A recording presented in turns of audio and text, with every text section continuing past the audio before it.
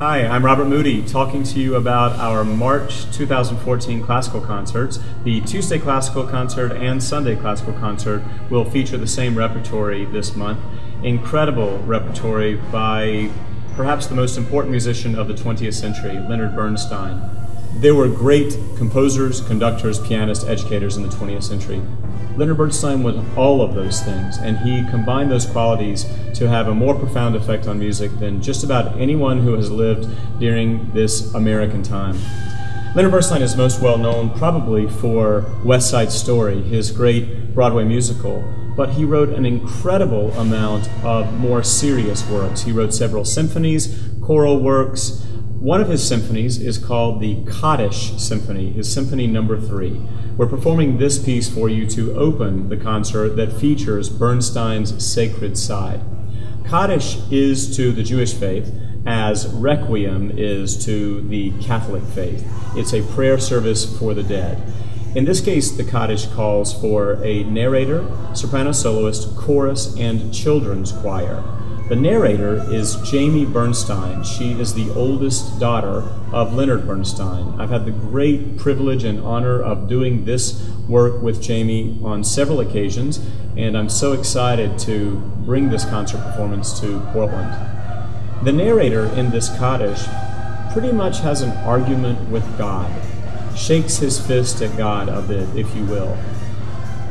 In this case, Jamie Bernstein, daughter of Leonard Bernstein, is also shaking her fist at her father just a bit, as you will hear in the narration that moves with the music.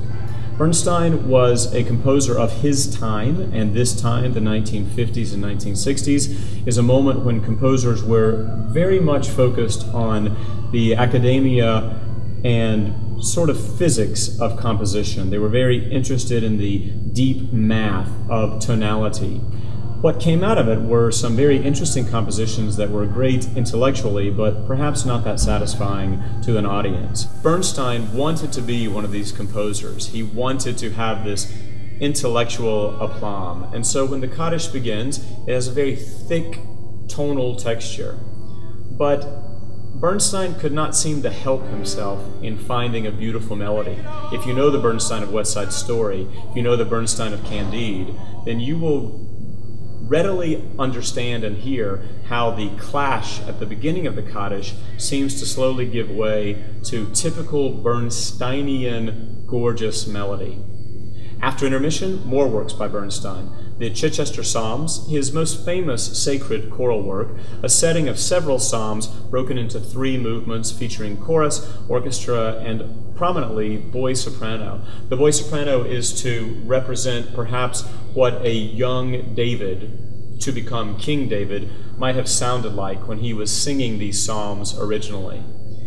Incredible work which ends with a psalm that states how good and pleasant it is for brethren and sistren to dwell together in unity. This seemed like a nice way to end the concert, but we went one step farther. So from the mass event and chaos of the Kaddish to the beauty and simplicity of one boy soprano in the Chichester Psalms to the understanding of dwelling together in unity, we decided to finish the concert off with one more work of Bernstein's. So the very last thing you hear will be the song entitled Simple Song from Bernstein's Mass. In Bernstein Mass, it is sung by the celebrant, which is a male voice. In our concert, it will be sung by our soprano soloist with one flute in the balcony fading away at the very end. We move through this concept of chaos and a bit of a shaking the fist at God to finally speaking, as the words of Simple Song do, that God is the simplest of all. Very powerful concert, one of the more powerful concerts I think we have given while I've been here at the Portland Symphony Orchestra. Really look forward to seeing you there.